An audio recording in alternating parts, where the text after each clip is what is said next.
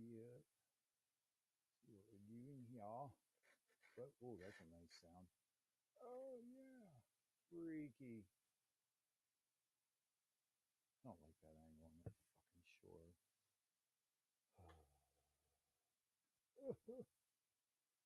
All right. The whole world could be watching me right now. I don't really care. Yeah. This is like a really intimate. You need a VIP pass to like be in the green room to see like tech support setting up the stream. Yeah. Um yeah. Owen, Jimmy and Owen, my crew, they were here hooking up everything. Um they had Portia come through and do my makeup. It's just standard shit. Now, it says end broadcast right there. So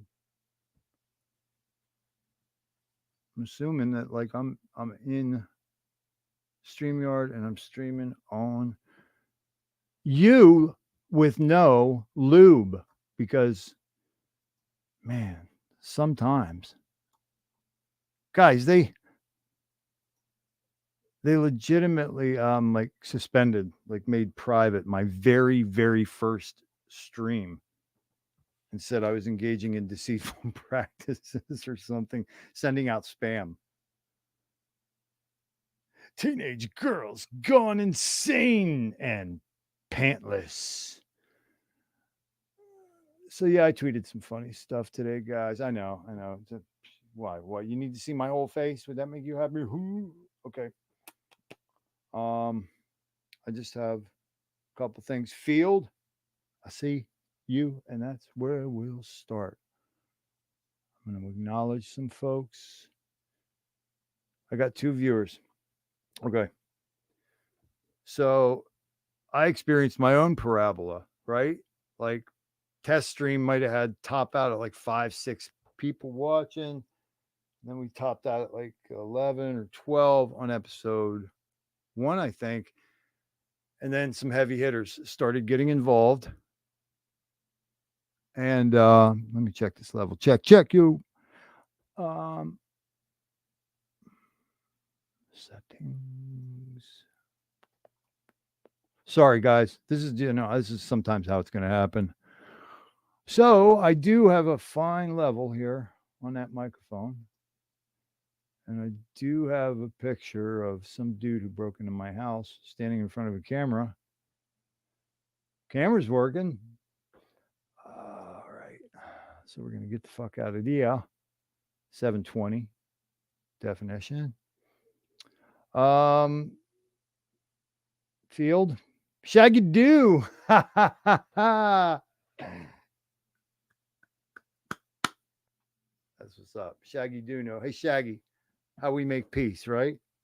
How we say that, right? What's the symbol? It's the comedic peace, son, right? It ain't separation. It ain't subjugation or victory. It's the comedic piece. We're together. We're strong. It's the HEXICO. I know. Guys, I'm Thothschild. This is Mind Spray, episode 3.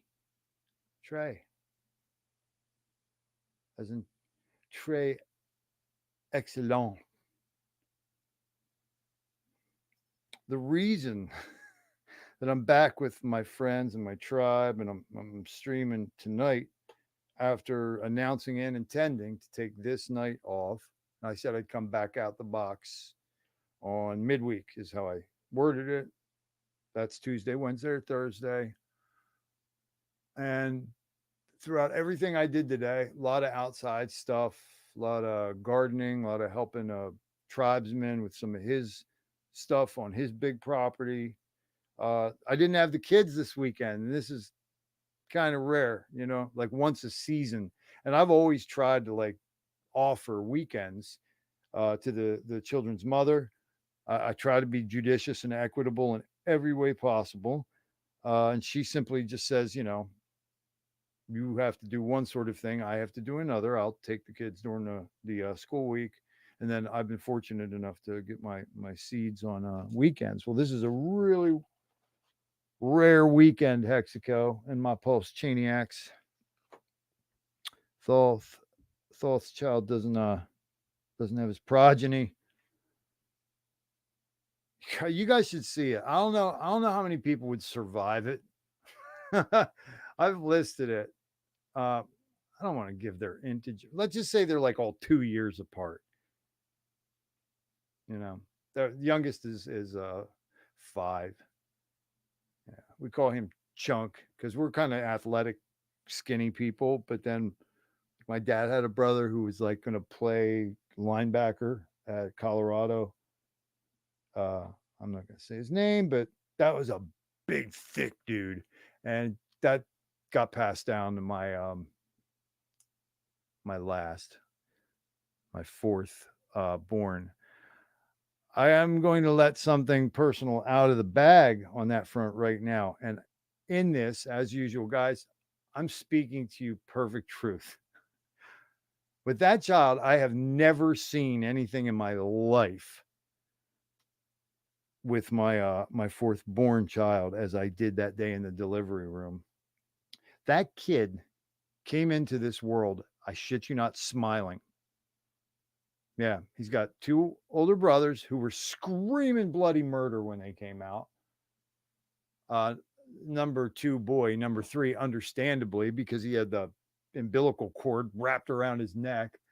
That doula or midwife, man, she had skills. She looked like a rodeo clown with that fucking umbilical cord. She was like, whoa, shoo, shoo, like took it right off. So smooth. But alpha leader, we also have kind of like big hands, big feet, big meat, right? And when my firstborn son came out of his mother, I thought something was wrong with him because he had those monkey paws and he was screaming bloody murder. And I was like, oh my God, we gave birth to a goalkeeper. And he was like, yeah. My daughter was just precious. Girls are so different than boys. I mean, oh my God, I didn't say that. Girls and boys are an indetectable difference between girls and boys, right? You're gonna get canceled if you say there's a big difference between girls and boys. Messed up. But my daughter was like chill. She was butter smooth. First 2 screaming their guts out of the boys. Last boy smiling. Later in the day after the delivery, smiling, brought him home, smiling. He's like the cutest, chunkiest little boy, and he's going to be knocking motherfuckers' blocks off someday. What is this? What are you saying there, kid? Part of a tweet, she said. What? I tried. I don't know what's going on. I can never trust technology. It'll make you look like a fool every time. So, guys, Shaggy, video good, audio good. I'm in the stream. I'm on YouTube. I'm on StreamYard. This is episode 3. And the reason that I've come back so quickly is because I had a monologue prepared for last night. And now this was a meaningful thing that I had put together. And not just for me, but because I really felt like, my God, this is a set of realizations and truths distilled that I'm supposed to share, with HEXICO. Shaggy, I don't think you were here last night. You might have heard the legend. I gave a super impassioned, purposeful monologue for close to an hour with the camera off, like not broadcasting. So that was like a wake-up call, and it was really frustrating. Now, I made a tweet about it today you can find, but that's the thing, man. HEXICO like freaking ran to my like to support me, to lift me up, help educate me where I was willing to accept the education, because I was getting hot when people were trying to help produce the show. I'll take good advice, and I need to learn a lot, but stylistically, timing, phrasing, content, yeah, that's going to be all me, or it's just not even going to go down.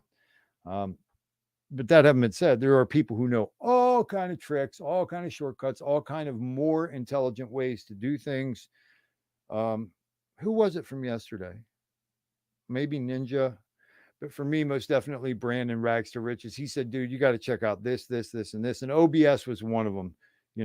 That wouldn't have happened yesterday. What happened with me on the yard, because it was really hard to tell that I was even understanding the difference on that platform between you're in the green room, now you're in the studio, but you're, I guess, standing off the stage right and not on camera, but then you can like come in. And then fourth is, none of that means shit if you don't send it out to the world. Forgot that last part. So I know that you guys bore easily and you want your stuff efficiently and all that, but I am going to take a second. I'm going to try and share this stream a little bit. It would be cool. I wanted you guys to be able to like listen to another one of my mixes or something while I'm doing a couple of these things. I ended last night's stream with something on Mixcloud. It was a podcast I did called the 𝕿𝕠𝕐, which was short for Riddles Radio Array. 𝕿𝕠𝕐, and I think it was episode 2 I shared last night at the conclusion of the stream. I got word at the end of that stream when I went off to like heal from that 4.5 hours that it might have been Blood Honey that got control of the equipment. And then Reggie tried to do, stuffy see, stuffy do. And what do you think happened? Fill in the blank. Yes, Blood Honey kicked the living shit out of Reggie again. Didn't even bind his hands with dish towels or gag him with kids' underwear elastic this time. He just beat him down, old school, style. So that was crazy, man. All right, we do have a couple friends from all over the continent, North American continent, as well as, the Pacific countries and the Asian countries. We have our Hexicans in the Mediterranean. We have our Hexicans in Europe. I know a lot of my people in this great Northeast, down southeastern seaboard, are probably going to bow out for this one, but we got a lot of California folks, unless they go to bed at what, 8:30, 9:30, they might be with us. HEXICO, THOTHSCHILD'S going to do his monologue intended for episode 2 that he didn't get to because, he caught an infection of Bucktooth last night. It was pretty tragic. I thought it was like, and like the mullet started growing out.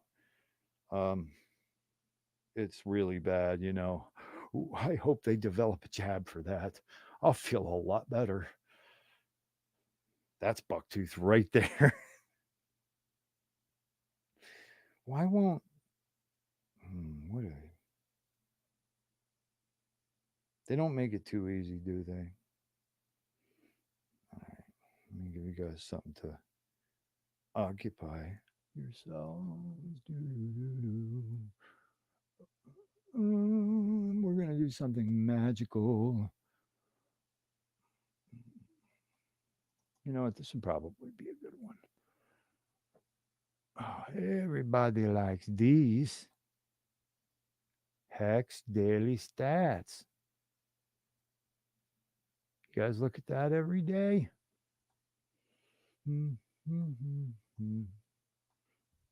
Okay, now this is where we get into the rocket science. Hex Dex 16. Nice. Hex Dex 16. Okay, I know exactly who you are. You're on Discourse a lot. I've seen you as a pilot You're in Montana. Do you personally know MT? Because that's my buddy. But yeah, man, thank you so much for coming. I think you were here last night too. So thanks for your continued support. Let's cruise through some of these. Shaggy do, man. You've been coming to the official pulsification stuff a lot. That's right. And probably the Wild SJ appearance too. So Shaggy's good people. Thank you. Thank you, Shaggy. That lifts me up. Field, I'd like to add, okay, dude, we need to maybe talk. I am a musician. I bit off more than I could chew, running my own community with my real life, stuff. And then me always having my eye for the last at least 6 months towards this streaming thing. But in my capacity as a musician and a producer, I have a partner who told me if I onboarded him in the Hex, he actually didn't want to mix the waters. He didn't want to mix the worlds.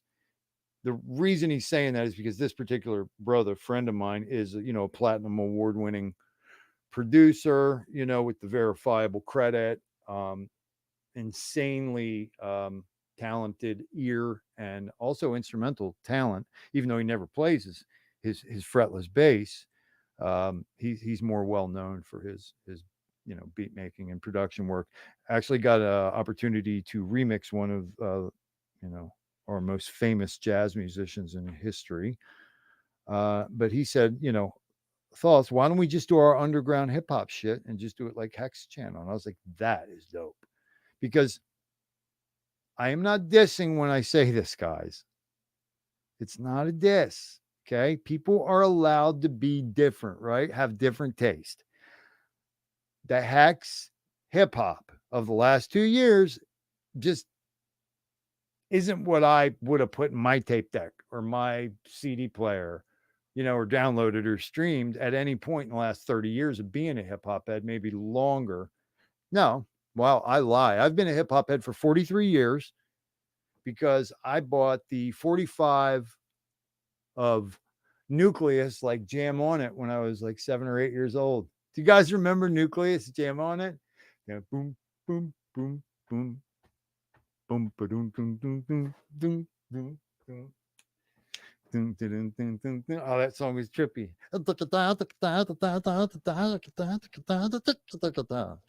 That shit was fucking hilarious. So this guy was going by Roganov. And Roganov and I had about 3 tracks done. Now we were inspired. We make no bones about it. It was Beard. It was Markable that was inspiring us. And we got 3 tracks ready to go. And that's when life sent in a fucking demolition team and a SWAT team. It's like 6 or 7 things happened all at once. We never got to finish it, but the tracks are dope as fuck. And we were going to chop up, obviously, Whale's voice on these tracks. So I will get back to that one day, but I wanted to focus on getting the stream started. So Field, that's a great idea. And I would encourage you to, DM me on Telegram, I'm THOTHSCHILD, and on Twitter, I'm THOTHSCHILD. On YouTube, I'm THOTHSCHILD. So there you go. Okay, so Hexdex, that's verifiable. Correct. And then, what is this? 4 for 4, right? You're the bomb, brother. Guys, look who it is. He said, good morning. Almost 1 o'clock here. Okay. Finn, Michael Long Finn. He was here for the test stream. He was here for episode 1. He was here for episode 2. He's here tonight.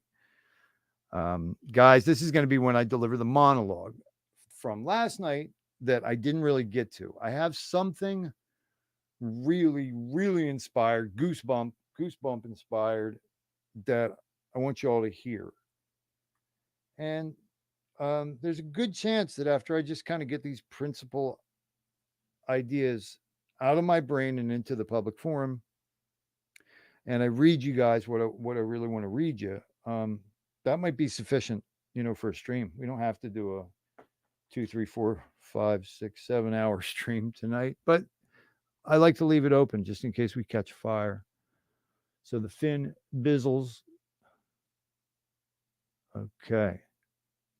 Field is a blast from my past. We talked in Telegram 6 to 8 months ago. Often enough. Were you going under that appellative though? I'm usually pretty good at recognizing the nicknames. Let me know. Because I do remember. Was that in? Because I wasn't in Pulse X a lot.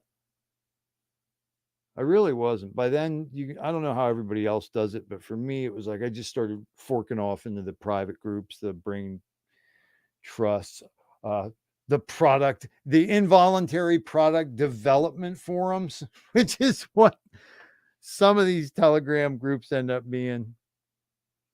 You get this warm feeling like you're respected, man. You're like, I'm good. I know shit. Like for being this new, like I'm getting some dap. I'm getting recognized. And then you spend enough time in the group and you're like, oh wow, this is like a CIA fishing net.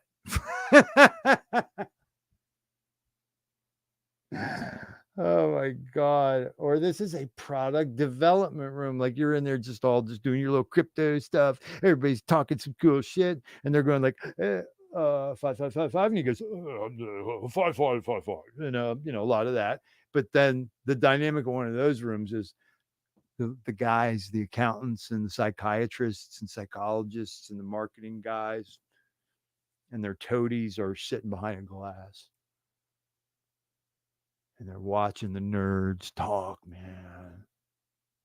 They say, the German guy says, what did he say? What did he say about secret shade? Oh, he said macaroni and cheese. I thought he said something else. Sorry, I apologize. Guys, you have no idea what can happen in crypto, in social media. Dare I say, even in our ecosystem. You got to think on your feet always. Because it'll be the motherfucker grinning ear to ear in your face. It'll be sliding that shit right in your back, guys. They ain't going to come head on, man. They want you to see them coming. Why do you think the decorum and protocol of American business has always been like, it's got this standard and it's got to be like formal, even when it, got less formal because, well, let's think of something cutting edge we've done in America. Oh yeah, you could wear jeans on Friday, right? Y'all do that in your 40-hour week jobs. Like, it's still suffocating. Well, to me, it's suffocating. But there's this formalization about it, and things in our society that need to put that up there means that they're covering the smoldering bowl of diarrhea that's right behind it, with, how are you doing today, Chip? Well, gosh darn it, Mr. Rathers, I'm pretty good. How are you? Did I see you at the racquetball court this morning? Why, yes, you did. Were you eating a grapefruit? What's that, a grapefruit? No, actually, that was my crack cocaine gurgler. I was huffing a couple Jum Rocks before I got in there. That's American business, guys. Actually, I left out a lot. I didn't talk about the human slaves or the rooms downstairs. Oh my God. So, moving onwards. I'm going to get to this in a minute, guys. Oh shit, I forgot to send out a couple people the link who I promised. You guys are welcome to spread the link as well if you have the inclination to do so. I really don't care if this is a banging ass like involvement, banging ass attended. It's not what it was for. It was to get what I have to say tonight into the public record, and people can watch it next year. I don't fucking know. Where's this at? Okay, I did send that to that one, and then this one is right here. Yeah, man, technology can flummox the old Rothschild. Bear with me. Only a couple more to go, guys. Very good. So I'm going to look at my notes next, right after I do one more, possibly two more glances at the chat. And then I'm going to probably ignore it while I pop off my stuff because I know I'm going to get better, but it's strange. When I have the children, like the house can be on fire and I can still get like something done for a business effort and make, the waffles or the pancakes and wipe a butt and break up a fight. I could multitask, but man, for some reason I'm getting here. It's like I can't fucking walk and chew gum at the same time, guys. And that's irritating too. I know, top of my head all cut off and shit. What happened was I had a chair break, like all the shit that went wrong yesterday. I had a chair break in the stream too. All right, I'm going to try and get comfortable. So, who came after Field? YouTuber. I couldn't tell if you were telling me I was doing a good job yesterday or if you were being sarcastic and being like, you fucking suck, dog. I really don't care either way, but I like to know where I stand with some folks. But you're back. So either you don't have a life or we're becoming buddies. Field, Sage Green. Well done. LOL. Oh boy.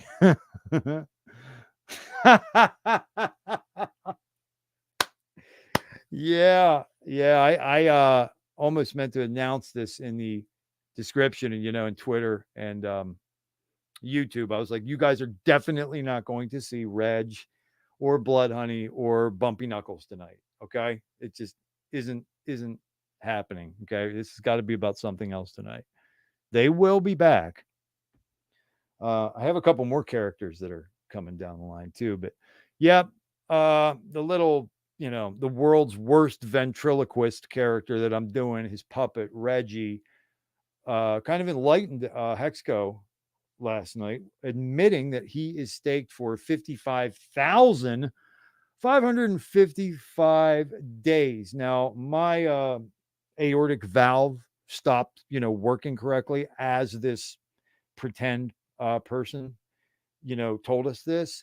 And I, went into a little bit of hypertension and shock, and I got dizzy. And when I came to, I was like, how was that even possible? That's what it sounded like. Nitrous. Wub, wub, wub. So Reggie proceeds to let us know that a fearless leader really cares about the little people. I didn't know this, and he created these like different, protocols, different immutable contracts for ghosts, fairies, puppets, imaginary friends, brownies, sprites, elves, and other little people. So, if you or a loved one would qualify as a little person, you may want to look into the Hex 55,555 day stake, which, by the way, to qualify, you pretty much have to have a 700-year minimum lifespan.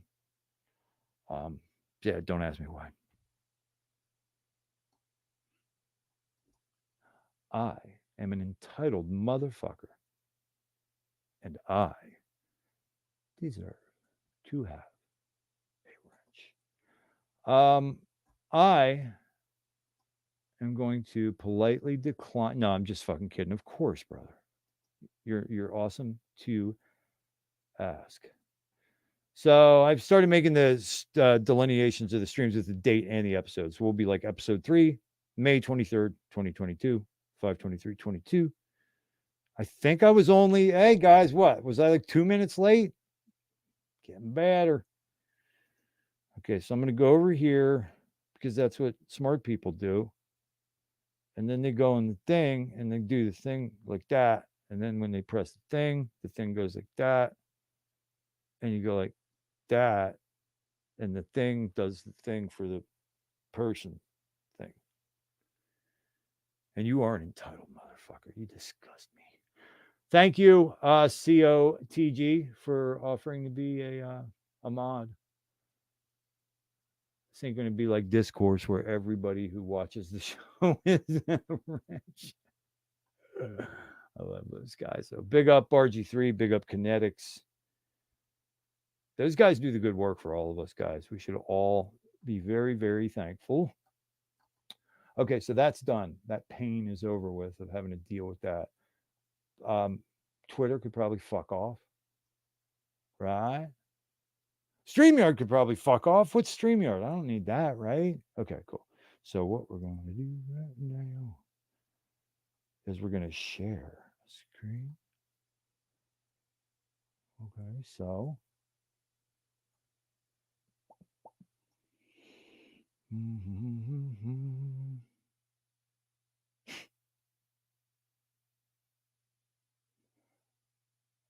what the fuck, man? Are they fucking retarded?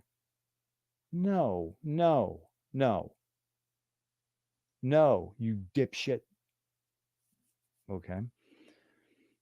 It's intuitive. The design of the StreamYard platform is highly intuitive. Just shut up. Just don't fucking say balls, guys. Just hold on. Yeah, no shit with two monitors. I admitted to the community the other night, the computer that I'm streaming from was built in Steve Jobs' garage, okay, in 1983. Screen sharing works best when you're on a good computer. Then that could be part of the issue. Oh, no fuck. Whoa. Okay.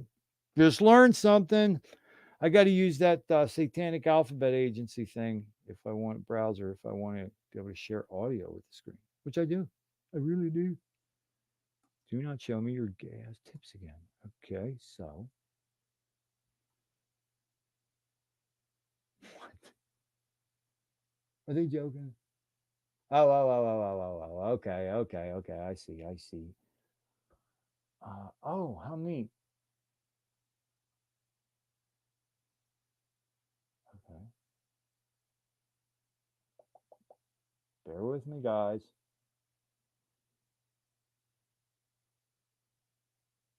Reload the page. How about you eat my taint? How's that sound? I'm calm. I'm cool. Don't you guys worry about it. Okay. YouTuber, thank you very much. I appreciate it. I'm looking forward to hearing some of the mind spray today. COTG. You know, Ace, that's kind of funny because this is an outlier. I've always worn my heart on my shoulder. I'm intense. I'm passionate. I'm like an air fire sign. I was told by all those pretty girls who like to keep up with that stuff and do the tarot cards. They all told me the same shit. So must be true. Um, but at the same time, I do tear the entire new age movement an asshole, fresh asshole, every chance I get. Now, what happened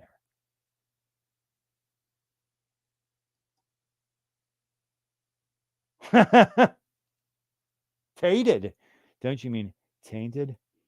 Slum Village, one of my favorite Detroit hip hop groups. It was Jay Dilla's original project. They did have a single called Tainted. Tainted. Your taint is tainted. Tainted. Tainted. You dumb motherfuckers. Your pimp is tainted. Hold on 1 sec. We're going to do this. Bear with me. Bear with me. Talk amongst yourselves. Right?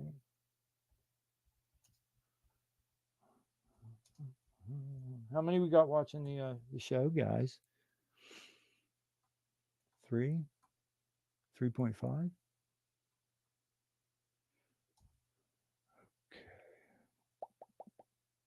Okay.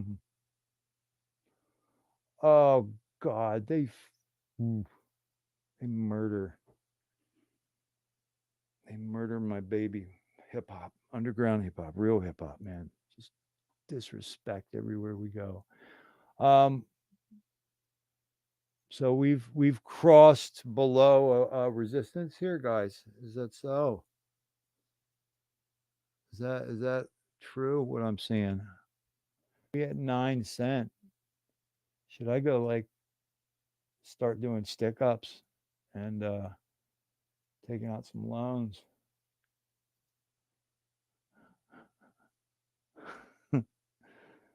I can't smell. I mean, spell. All right. That one has it. Good. Okay. I'm going to chill out and look at these freaking notebooks. But basically, there's only one important thing that I really, really wouldn't forgive myself if I didn't do that tonight. It was kind of the linchpin of last night's monologue. And when I'm able to share this with you guys, I think you might feel a little bit of the way that I felt. I mean, I read a poem that I had really been enjoying most of my life. It had a line that's just like the grab you line in this poem. But when reading it again with different eyes, oh boy, this should be fun. Hold on, guys. This is not the best Shure SM7B, rack stand I got here. So give me a sec.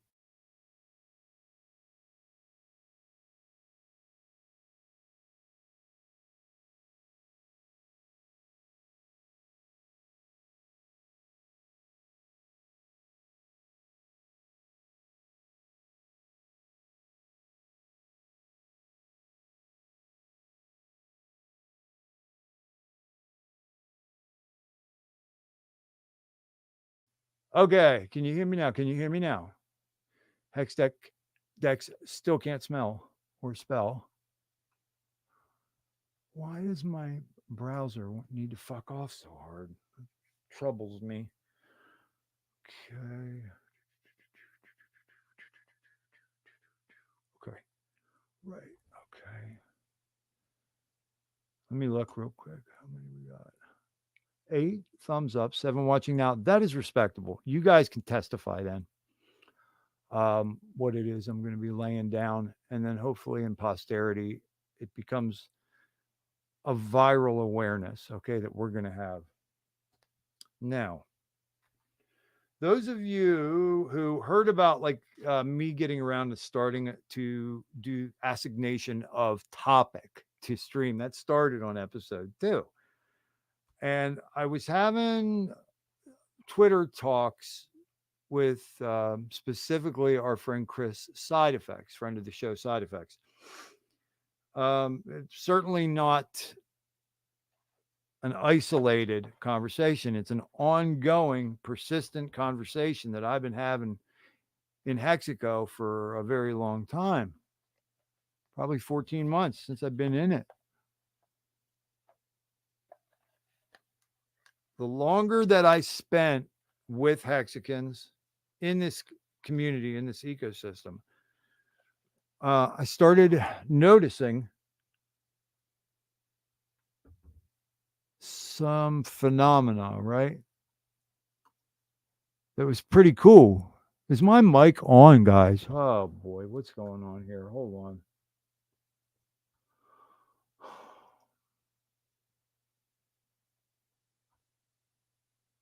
I swear to fucking God, you need a goddamn producer for half of these fucking things, man. You cannot provide content. Check. Echo.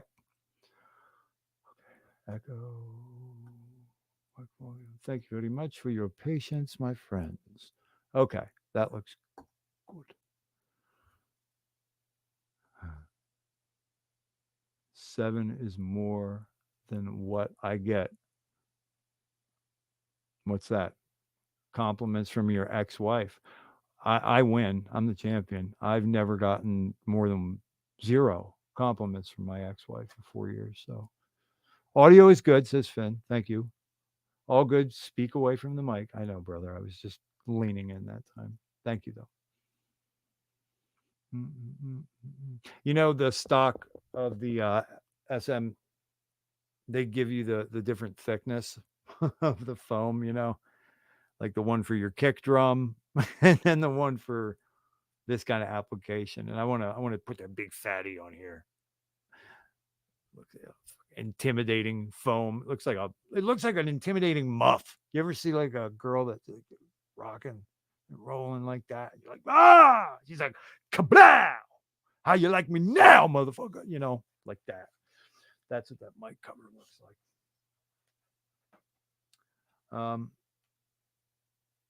You guys know I'm a gardener, right? So that's why I wear this so much, because, natural law, you harvest what you sow, right? The the device is that's what I'm doing. Now, I don't really even need this either, so, because nobody else is really talking with me until I read this poem to you guys, and then we'll consider it. But I know it's Sunday. It's been rainy in a lot of the country. Lazy Sunday, late.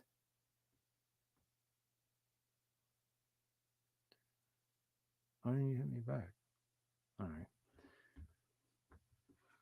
And yeah, it's just, I think a lot of people are like, okay, that's a lot of thoughts, child, last week. I think that's enough of that, bro. Like, if I hear him laugh one more time, I'm going to choke the shit out of that guy.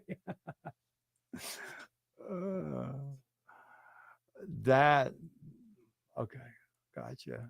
This is good for us to know. We all need to know. Children of the grave will not, stand down to any, and I repeat, any pubic hair growth whatsoever. Okay? My Italian sisters, you Greek ladies, children of the grave is waiting for you. I'm just kidding. Stop, guys. It's all right. I overheard a conversation that my kids were having the other day about that. Like the kids that start getting facial hair like really early. Like the boys too. Like they're like 11 years old and the kids got, General Burnside, like mutton chops and shit. You're like, do you have a job too? I'm 11 years old. Yeah, but you got tattoos and sideburns, homeboy. What's up? Okay,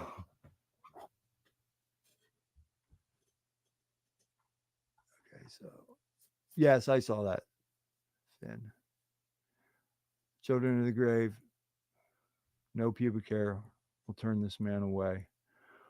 Finn, only the truest of Hezisians. Hexixans. I know what you mean, brother. Hexicans. There it is. LMAO.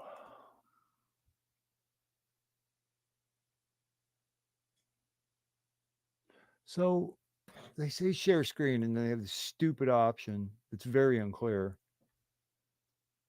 Slides. Well, what's a slide? Do I have to like Google Slides? No, I fucking never made a goddamn Google slide for this. I was a carpenter. I wasn't giving presentations. Your computer. Yes, but what is going to differentiate the photo from the slide classification? StreamYard assholes. Okay, so let's go back here.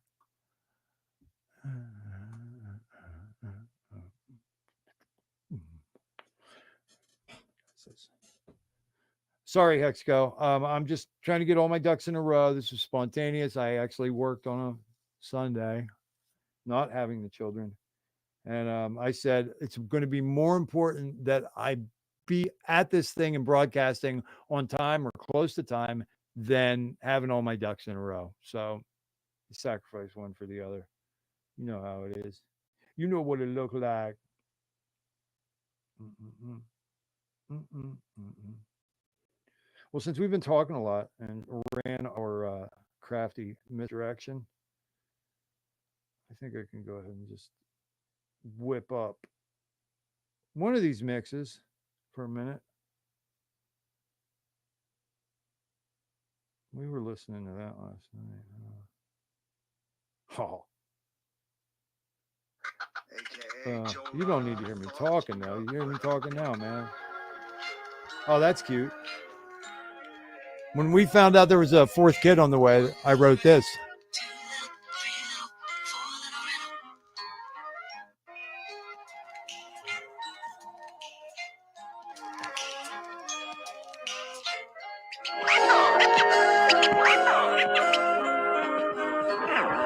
Now.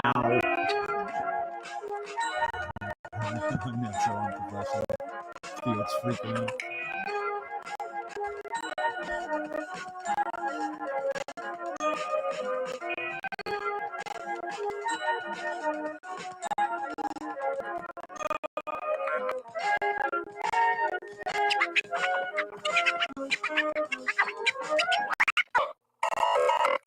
And then this is doom. It's happy that you're having a fourth kid, but then you realize everything's going to cost more. There's going to be less time. My life is over. This is the doom, portion of the song.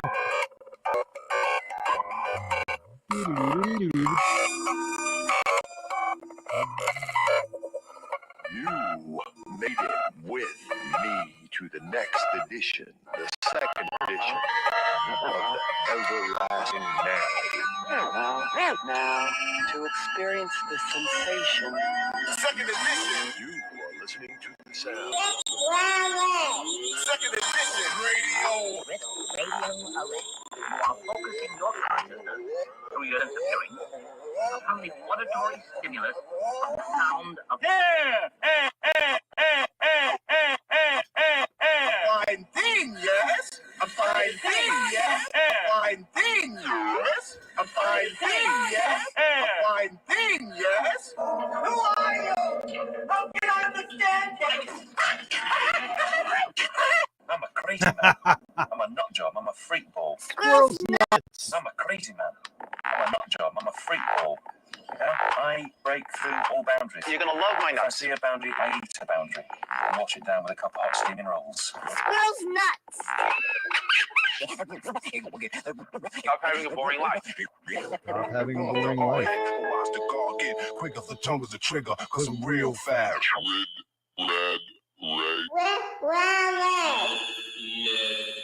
What are you up to in here? I really like to get involved in your shady operations. you are focusing your consciousness through your sense of hearing upon the auditory stimulus of the sound of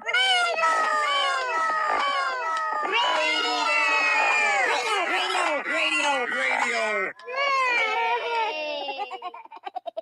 A-R-R-A-Y.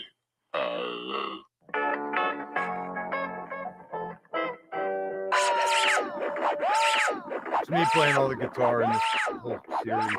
This is a particularly auspicious occasion for us this evening. They brought the R hit. They brought the R hit.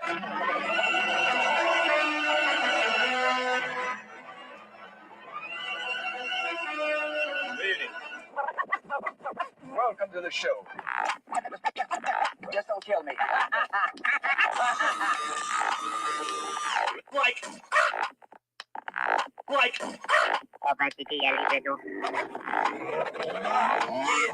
Radio.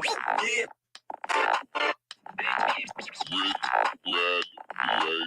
Welcome to the show, everybody. Oh, I got it. We're going to go. All right. Do it. Middle. Yeah. That's right. Yeah. Right. Element. Element. Element. I can make you dance. Element. I can make you shout. Element. My level. Complete disc jockey show with all the modern pace of today's exciting radio. When you're ready to start running, ready to start running, ready to pop something. That's the DJ himself. That's you. With this record and the scripts that are included, you become a disc jockey. You introduce the records. You interview Dee Sharp and Bobby Rydell. You become the star of your own record show.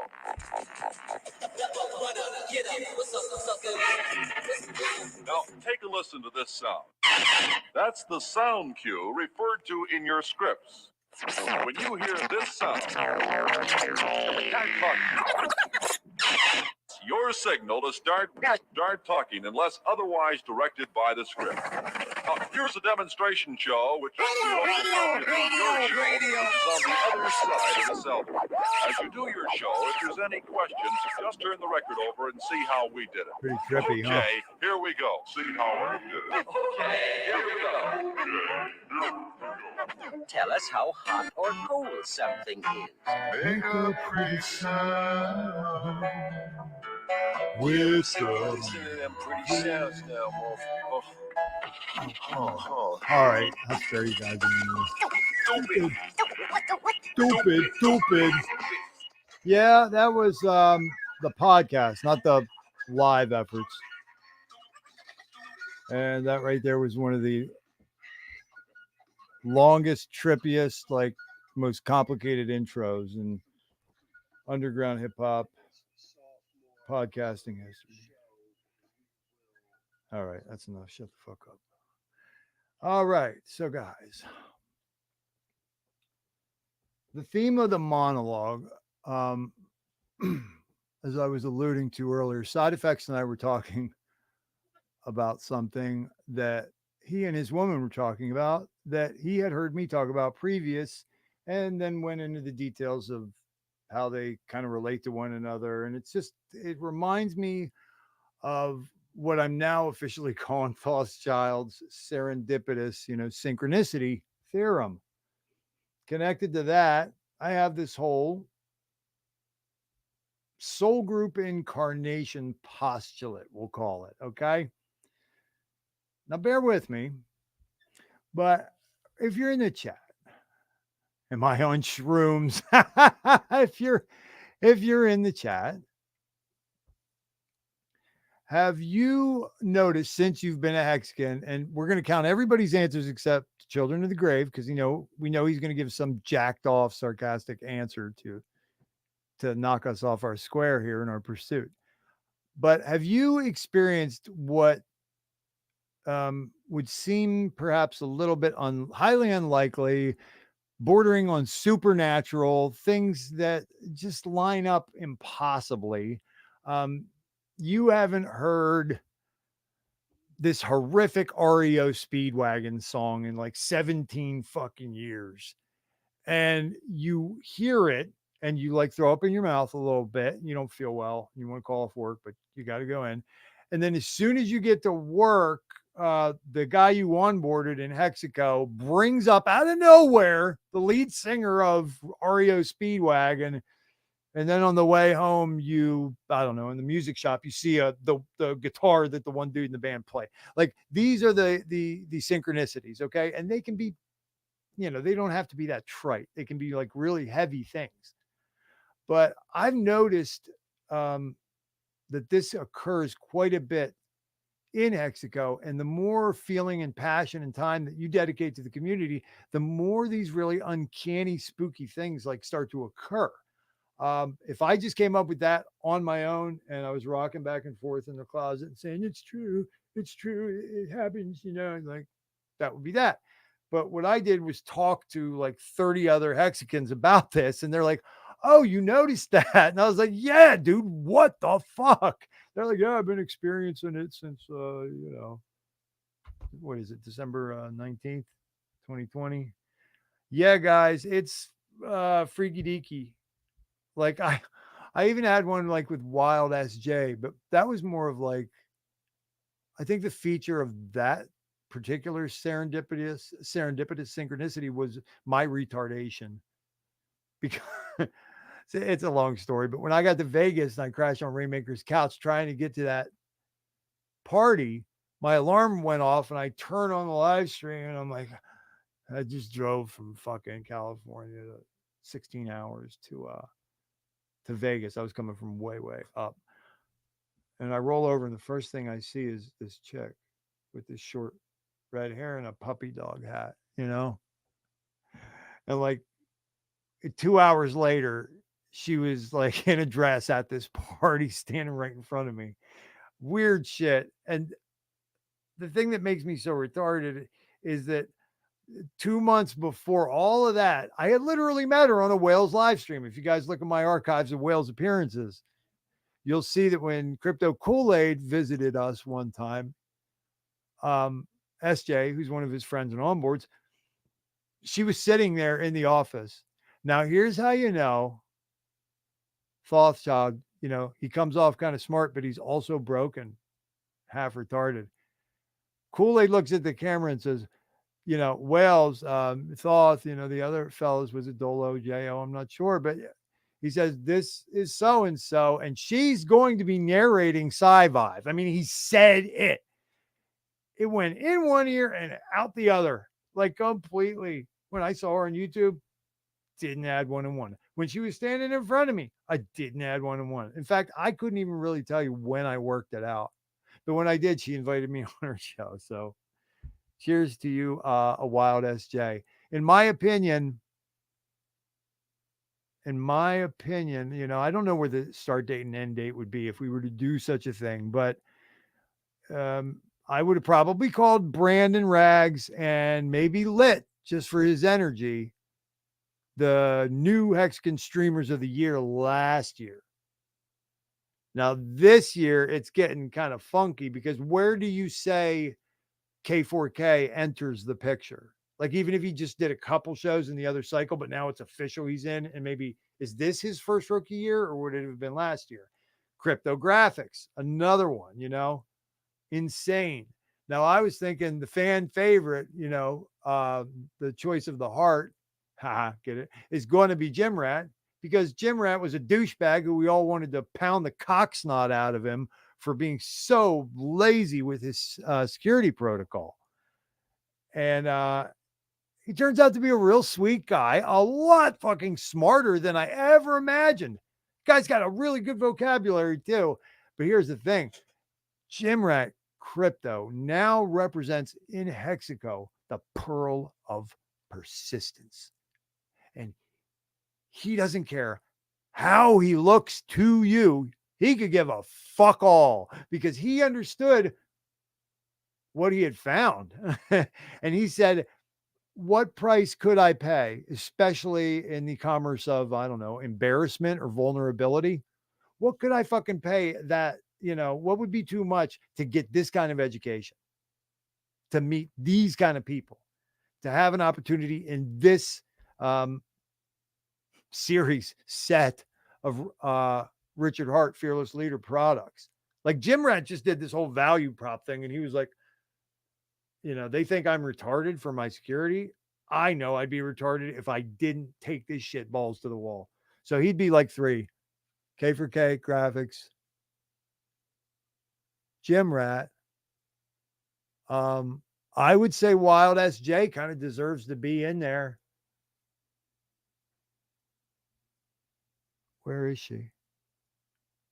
I don't see her. Oh, shrooms are on you. I see her. Hiya, hiya. Oh, yeah, we do too.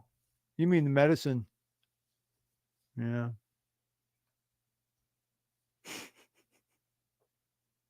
There might be bugs on some of you mugs, but there ain't no bugs on me. So who else, guys? Can I bring up the rear?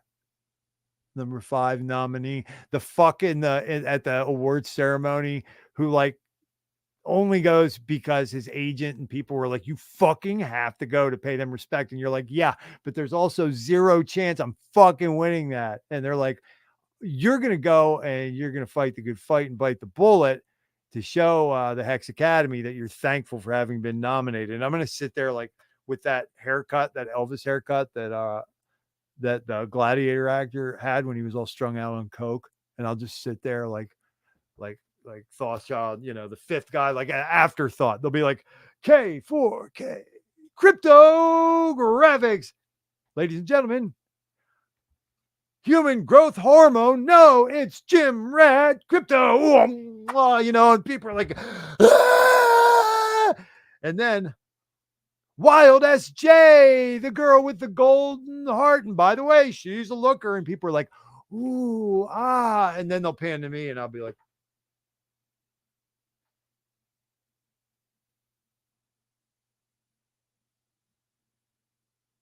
and then I'll like bang some heroin or snort some rails just to freak everybody out. I won't do that. I'm just kidding, guys. The synchronicity. Okay. Yeah. HEXMAC is a great Hexagon. I love that guy. He's always been really friendly to me, especially over in the Hex Music Group. When I got in the Hex Music Group, oh my God, I didn't know what it was, guys. Like I thought that this was all of our professional musicians gathered together from Mexico. So I started going through my biography and my discography and shit. It turns out you guys like share YouTube videos of like 1980s music with each other in there. I felt like a complete jackass. Okay. Hex continuing, the serendipitous synchronicity theorem of Rothschild's, coupled with the soul group incarnation kind of postulate. These two are kind of married. Now, there is a line, a stanza in this poem that bangs right on that, guys. And if you guys are able to be patient enough to listen to the words I'm saying to you and understand them, if you're anything like me, man, you are going to get goosebumps from this Christopher Fry poem. Now, let's see. Oh, there it is. Okay, good. Okay, guys, unfortunately, this is a picture or a screenshot file, and I don't pay for StreamYard yet. You have to do that to unlock some functions. Okay, thank you, CO2J. And I don't think I've, I haven't unlocked monetization on YouTube. I think you have to get like 1,000 subscribers or something. But once my my boys in the basement in Eastern Europe finish my bots, there should be no problem.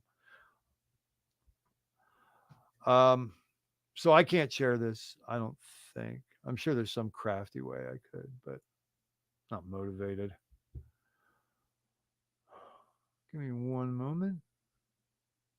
I will be right back with you, and we're going to read this beautiful poem by Christopher Fry that I believe speaks volumes to the Hexagon 𝕄𝕀ℕ𝔻𝕐 communities. I'm going to hit the head. Be back in 2, okay? I'm not even going to smoke doob, guys. I'm just going to hit the head and come right back. All right. Hang tough. You're going to love this poem, guys. It's incredible.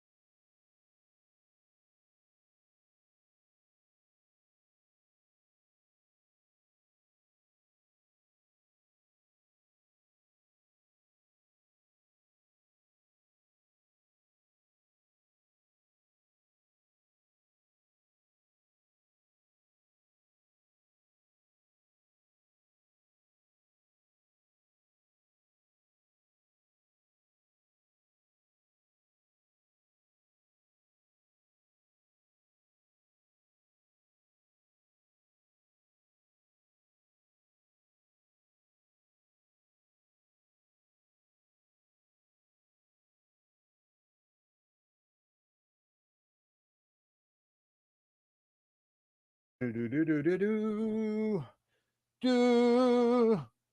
right, guys, I'm coming back here. Don't feel dumb. That would be the shirt for the Thothschild community. I think you just created it, dude. That's the tagline right there. Children of the Grave. Thothschild channel. Mind spray show. Don't feel dumb.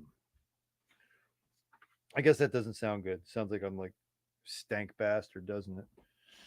We don't want to come off like that. There's no way for me to get fucking comfortable, man, since I broke that stool. Fucking sucks. All right. Shit.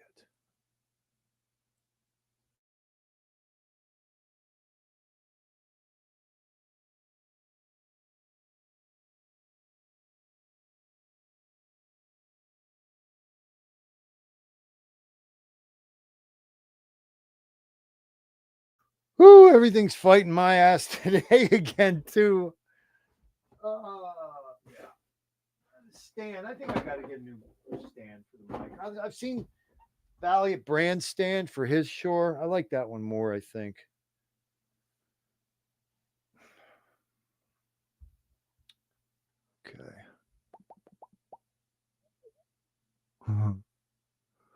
Oogie a dookie.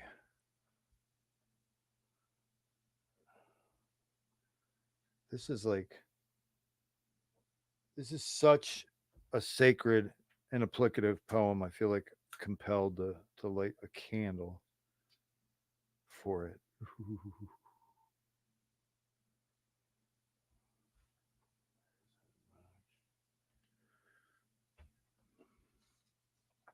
Yeah. It is somewhere here. Yeah, this is really has nothing to do with the pace or the energy of the last couple streams, right? This is kind of just this is me tying up loose ends. I was in shock. I don't know if you guys saw me. I'm not gonna be able to ever let my children watch these fucking streams. I'm like, I mute the mic and I'm like, I put a lot of effort into that time. It was like almost an hour. I was down. You guys heard me yesterday. I was joking around. I was like as impassioned as Benito Mussolini giving them those speeches. And I'm sitting there doing. Here's the funny thing about it, HEXICO. I'm self-congratulating while I'm doing it. You know what I mean? Pat myself in the back. I'm like, you're kicking ass, THOTHSCHILD. This is really, really coming together well. This is impressive. You should be proud of yourself. I'm saying all this to myself. You know, rubbing my own balls a little bit, and then I'm dancing, and I look up.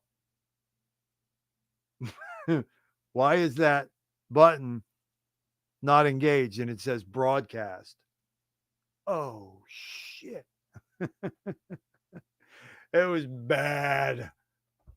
It's like new content creator in HEXICO pops gasket, falls dead on the floor. Details at 11.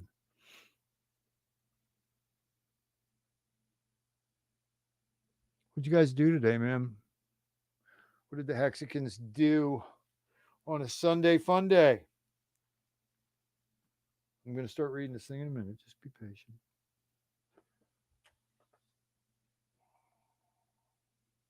Chaos, man. My notes are chaos. I spoke about that on some stream. Luther or SJ. I have an average of, I don't know, roughly 100 concepts, thoughts, poems, songs, theorems, postulates, ideas. I mean, just ask the people, wink, wink, who are in my life. You know, I could make a grocery list sound like a motherfucking Shakespearean play. Ain't that right?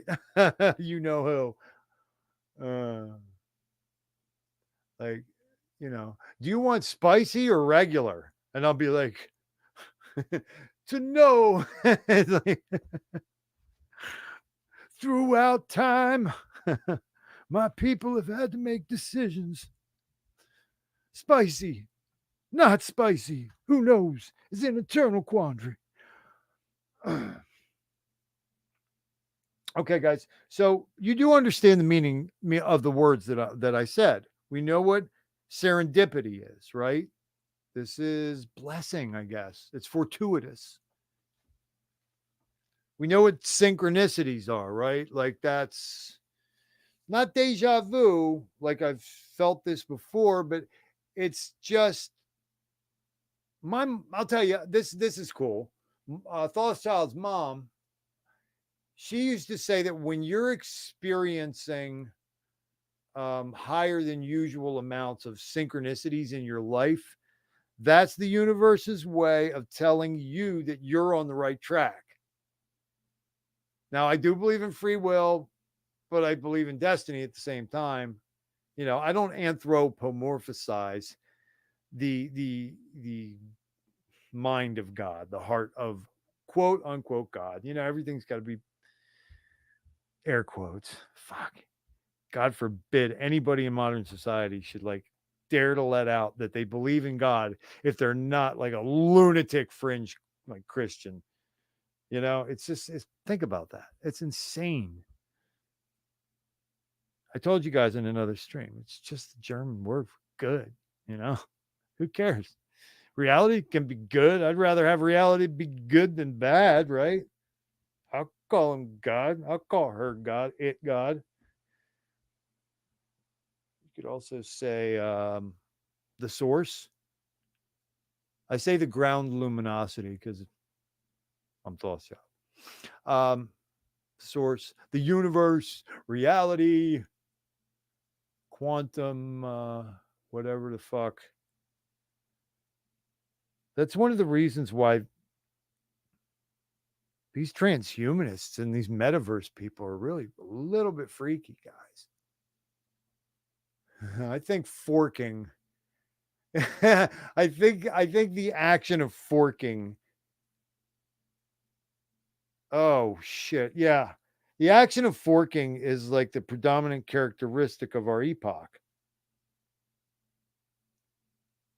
Transhumanists are trying to fork the organic human body.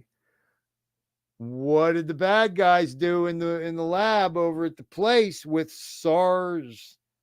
They forked it. Okay. Richard Hart is forking Ethereum. That's pretty cool. I was want to say for a long time that 9/11 was the day that the bad guys forked reality. What else? Let me see. I got forked by businesses, the government, girls, even friends forked me over. So, don't do that. You're going to get me all choked up, man. That was 2 years ago. That's a thing, man. You guys know what that's like. A lot of you have gone through it before. They were like, yeah, she's in remission. She calls me up at work one day. She's like, hey, honey, how you doing? I'm like, good. She's like, yeah, I have 10 days to live. I was like, wait, rewind. What? I thought, brave woman, man. She reckoned with it. She was like, mission's done, man. I got to keep going. I got to move on. I'll see you guys in a bit. I'm like, yeah, you're right. All right. I'll see you in a little bit, Mom. Think about it. In the face of eternity, it could be later tonight or it could be 50 years, right? In the face of eternity, what's 50 years? So when like people in my life are going to die and I have a chance to try to make them laugh before they do, I say, you know, Godspeed, good luck, and I'll see you in a minute. Possibly later tonight. Knock on wood, hasn't happened yet. Children of the Grave has been forking himself all his life. You know, we're starting to crystallize a picture of the sex life of Children of the Grave. All right, we already know that, you know, committed master forking himself, and there is no amount of female pubic hair that is too much pubic hair. Stay tuned, guys. We're going to learn more as the weeks go on. Okay, well, you waited long enough. And there really is no way to set the stage for this. I'm going to tell you that I first found out about the poem called A Sleep of Prisoners. And I know you computer geeks are going to go ahead and get up on there and get yourself a window open if you want to follow along. But I first found out about Christopher Fry's A Sleep of Prisoners when I was one time watching, believe it or not, a biography of Aldous Huxley. And I think the theme was that traditional academics are asking one of their brethren, you know, how can you be taking this experimental Sandoz laboratories like LD25, like Jam Cham Rainbow, brah, like what's up? And Huxley, I believe he quoted this, and the line that he quoted is the linchpin of almost every assertion that I make, be it from the angle of conspiracy analysis, be it my commentary on the unity and drive and soul behind the Hexagon community. Okay. And that line is a very short stanza. Affairs are now soul sized. Could you ever give enough of yourself, commit enough of yourself, be it, your own self-improvement or trying to negotiate the highways and byways of this life? How much suffering could you withstand? What would you be willing to do? Those of us who have kids, we know that there's no limit to what we would do to protect our kids, right? Now go one beyond that. Because this is the only thing, the one thing that's more important than my kids, your kids. Affairs are now soul sized. Now, affairs are now soul sized. Is that why the world feels like it's on fire, Thothschild? Yes. Is that why you seem like you have a screw loose and you wear your heart on your sleeve and you're more passionate than anybody I met and you give a shit about a lot of shit most people don't give a shit about? Is it because affairs are soul sized? Well, yes, that is the case. Let's keep going.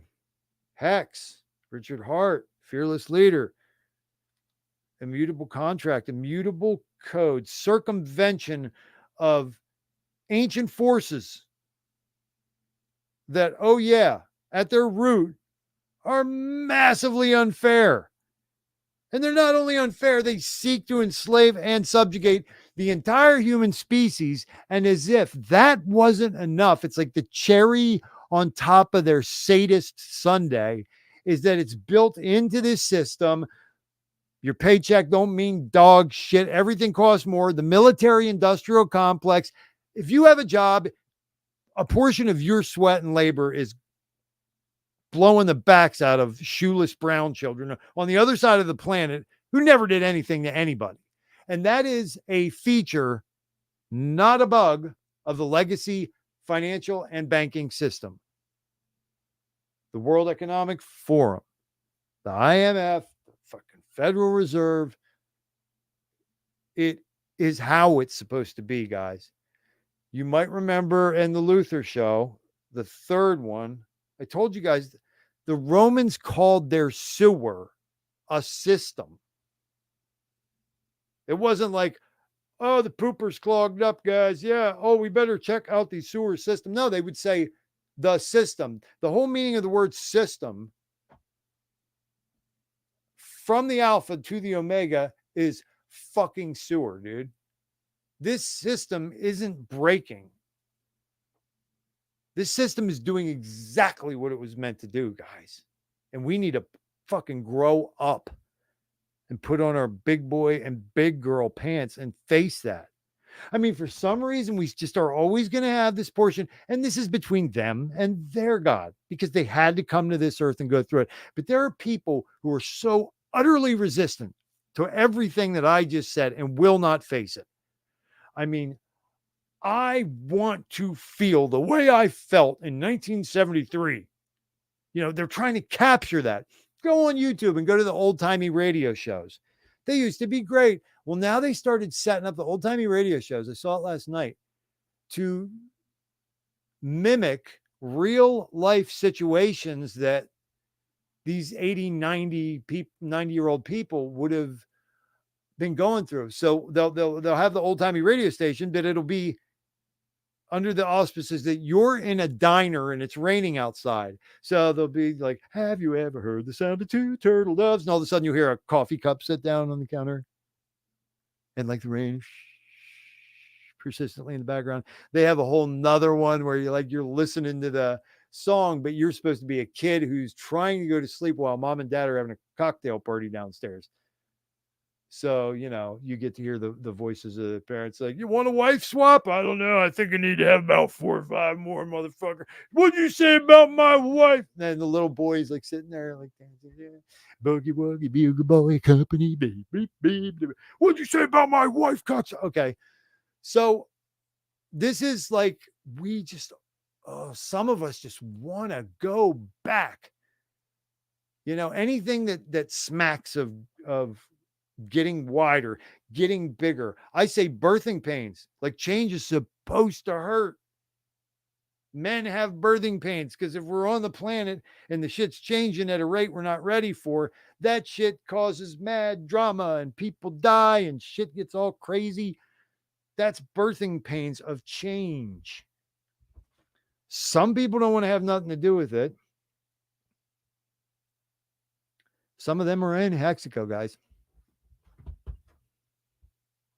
Think about the attack vectors on this product, right? They can't shut off the internet, can't change the code. If there was a product that was sticking in your craw and you fucking hated that community, you hated the founder, you hated the shit these people talk about is infuriating. Because from where you're coming from, this whole thing of they have the freedom, you know, they don't even know what freedom is. They talk about their sovereign autonomy. Like, yeah, I want them to freaking have the freedom to choose whether they're going to die here or die here, if they're going to starve in this many days or in this many days, because to them, they're the cream. They're the capstone separated from the trapezoid from the rest of the pyramid. Sorry. They're in that capstone there. And it's, you guys have heard sacred text, the pearls before the swine. The Kabbalah says you can't be at your dinner table and have the scraps go to the dogs. And the dogs were everybody who's not exactly like us. Isn't that funny about humans, guys? I know we have a tangent in the Hex community, but this ego right here can go off on a tangent. You guys are like, when are you going to read the poem? I'm trying to let you guys understand in 15 minutes how in a microsecond it hit me like a train. Affairs are soul-sized. Once again, and when there's those of us in this community and in this movement and in this thing who to others might seem dramatic, they seem purposeful. We get called conspiracy theorists. When the door is closed and there's 3 of them in the room, they look to you guys like big tough guys. I served and I'm pretty impressive. But they're like a sewing circle of little bitches when they're in the back room. And they go, that guy who cares and expresses himself and is vulnerable, we're intimidated by him. So let's all just like lift each other up, make each other feel better, and suck on each other's dicks and say, that guy's weird. We could, oh my God, if we were to install a formalized dynamic of 9th grade cafeteria, I think we should be able to work our way around this problem of these independent thinkers and these nonconformists. More troubling, the people who just won't shut the fuck up and listen to the MSM. It's unacceptable.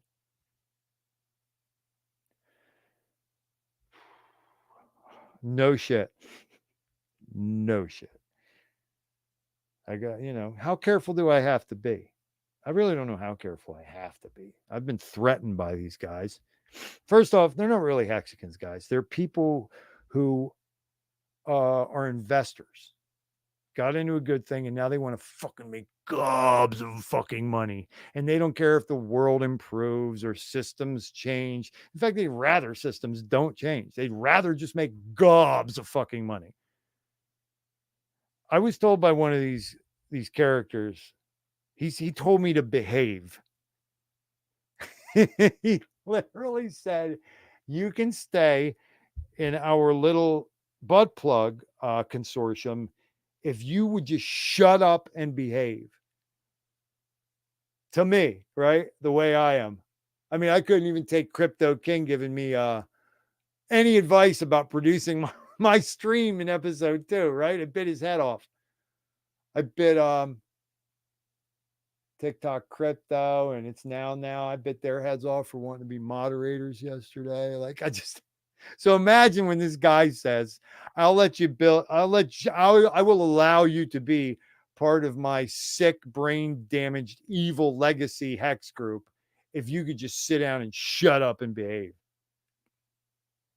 How do you think that ended? To these guys, I would say affairs are soul-sized now. Christopher Fry, a sleep of prisoners. Dark and cold we may be, but this is no winter now. The frozen misery of centuries breaks, cracks, begins to move. The thunder is the thunder of the flows. The thaw, the flood, the upstart of spring. Thank God our time is now, when wrong comes up to face us everywhere, never to leave us till we take the longest stride of soul we ever took. Affairs are now soul size. The enterprise? Exploration of God. What are you making for? It takes so many thousands of years to wake. But will you wake? Will you wake? My friends, will you wake for pity's sake? Christopher Fry, asleep of prisoners. What can I do? What can't I do? What's too much? Would you lay down your life? You know what I'm saying, guys? Get on my level here. Asleep of prisoners. Dark and cold we may be, right? Look all around you, the entire world, especially if you're surrounded with the relatives and the friends who only have MSM, only have their government. You know, dark and cold we are. Yeah, dark and cold. What Christopher Fry then is subsequently telling you is that don't let that drag you down too much, because this isn't winter. I know it seems like winter, but it's not winter. In past, he says, the frozen misery of centuries breaks. So he's acknowledging, like, yeah, sure, for the last like 50,000, 112,000 years, whatever, I don't know, it's been broken, but that's just de rigueur, right? That's just protocol. That's just the way shit is.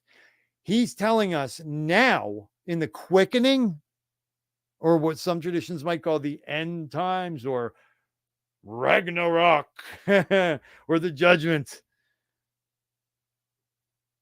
that frozen misery of centuries breaks, and now it's cracking. It's beginning to move. Right? We all had a little bank book, and you could only go to that teller with your little buck and get it stamped. You put your fucking $1.30 in there, and you were in, admiring your birth certificate with your, your name spelled that way and presented that way with your little, right, Isis, with your little footprint. in there. And this is just the way it was, okay? People hadn't even begun to crack it all open. I think about the people who sacrificed, who did know in that world where you had to be a conformist, you had to be a statist. Was that a world where there was room for cutting edge thought or change? So the frozen misery of the centuries breaks, cracks, begins to move. And it's real that it's scary, because he says the thunder is the thunder of the flows. I mean, I'm just flesh and blood, and bearing down on me is an iceberg, and it's melting. It's moving really fast and breaking apart. You know, that's what he's saying. That's the thaw, the flood. But he tags on there at the end of that stanza, it's the upstart spring. This isn't just Earth or the system as is or winter misbehaving. You hear what I'm saying? This is all shit starting to move and birthing pains and stretching out. It hurts, right? This isn't just winter misbehaving. This is actually the signs of the upstart of spring, aka us saving this motherfucker in the nick of time. This planet, this species, our children, in the nick of fucking time. And what do you say, Isis? Should I say it? I believe we're going to win and we're going to cross the finish line. However, there's no guarantee a fuck ton of people aren't going to die. I don't wish it. I don't want it. But how's the dog get the fleas off when it's that infested? Something to think about. I don't have all the answers. So the reason for it is the upstart spring. Now that's something to look forward to, right? Now this next one's pretty cool too. And you don't even have to say God or use God in the stanza.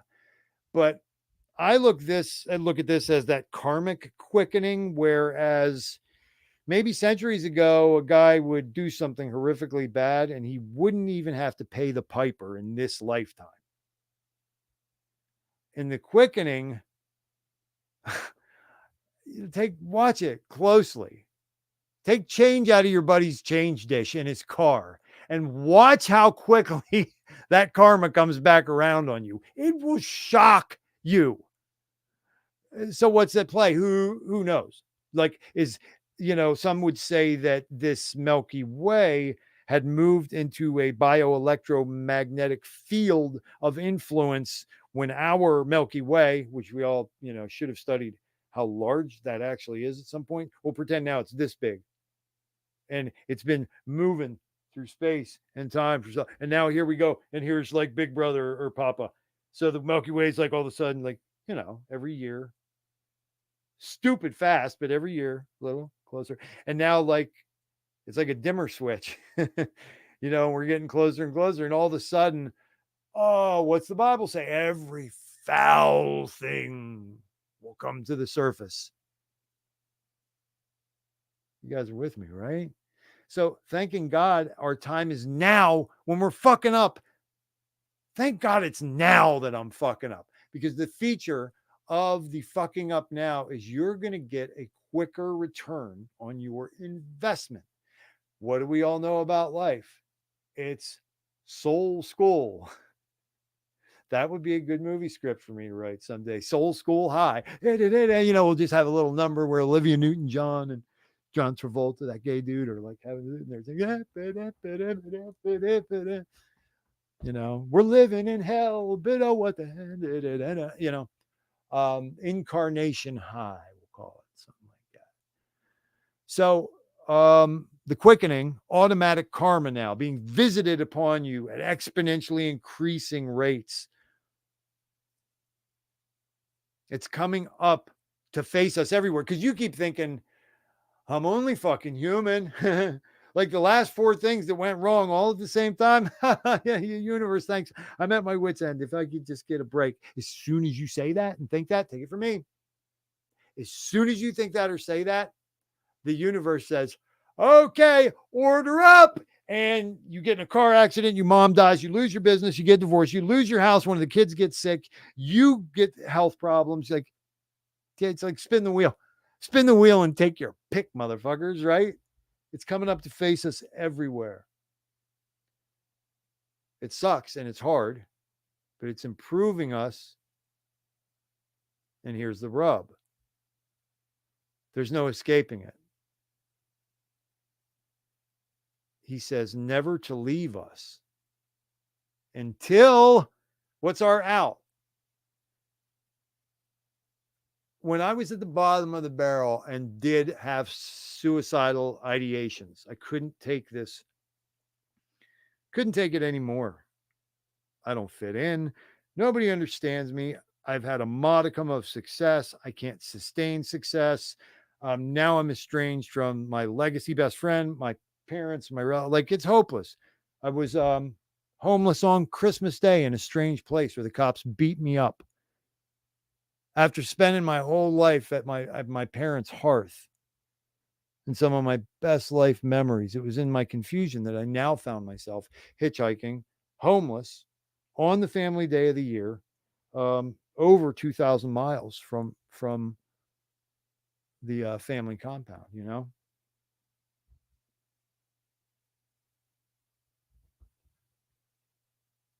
And then it gets worse. But here's the thing. Whatever it is that you most desire from your most true self is guaranteedly that which is waiting for you on the other side of this. And I'm here to tell you, even though that looks so juicy, that's like, you know, you're a bonobo and it's a guava, or, you know, you're a leprechaun and it's a pot of gold.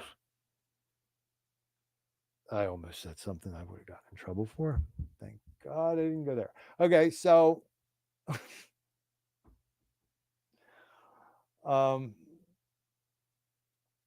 it's never going to leave us. So the only way out, the suicide wouldn't do it, because if you were to do that, bad news. You just got moved back to the back of the queue, and you have to do this whole fucking thing all over again, you know? And I was like, don't ask me why, but it was always there. Like, I'm like, this sucks. I can't win. I should kill myself. And I'm like, oh yeah, really? Should you? Why? Because you just want to do it again, all again that bad. And I was like, fuck no. Thinking about killing yourself is stupid. I hope everybody that's ever had to go through something like that and live that can end up there. Because you go through it enough times and you're now version 10.0 featuring bulletproof mode. So it's never going to leave us until we take the longest stride of soul we ever took. And he doesn't mean you ever took in your life, although he does mean that. He's also telling you that you are now the quantum human being at the end of days. And you have been tasked with, for lack of a better term, getting this bitch over the hump. And oh yeah, by the way, there's no getting out of it. So best to hunker down. Now, how do you hunker down? Sneak stream is right, Ninja. I'm just doing the monologue that I didn't do yesterday. So it's the longest stride of soul that humanity, the species, has ever taken. Maybe 500 years ago, a guy really only had to do a remedial modicum of things, and he could get to that place where he's like, oh, life's tolerable and I'm comfortable. But now that affairs are soul-sized, right, as per the Asleep of Prisoners, Christopher Fry poem, now that affairs are soul-sized, you know, the spirit, your ancestors, they're all looking at you going, you know, taking out the garbage ain't going to just cut it, bro. Like, you literally have to do like 100 times more to get this bitch over the top. And that's, where he drops that line in there. I had not known who the writer was, not known what the poem was, but I knew that Aldous Huxley at one time in an interview had invoked that affairs were now soul-sized. And I was just like, oh shit, this concept is nuts. So, I'm like looking everywhere trying to figure out where this term would have come from. And when I first started researching it, I expected it to be attributed to that bloodline academic guy who took acid on his deathbed. It was not actually his. It was Christopher Fry. Affairs are now soul-sized. Calls it the enterprise is exploration into what? God, the infinite. You, me, we. Previously, boundless, issuing forth from the ground luminosity of fecundity. And now you're here and you're Carl Myers. You got a receding hairline, a little dick, you're a little overweight and fucking your car doesn't run. And you're like, I went from okay, right, I'm going to really purchase that one. I went from the Godhead of infinite potentials and all fecundity to, I just fucking threw up half of my French toast in the dirty bathroom over at the fucking Greasy Spoon. Does that sound right? I'm here to tell you it actually is. It's kind of weird, guys. Think about all the trifling shit that happens in your life, in your day. If you're a person of any fucking substance, you're like, really? The tuna fish? Really?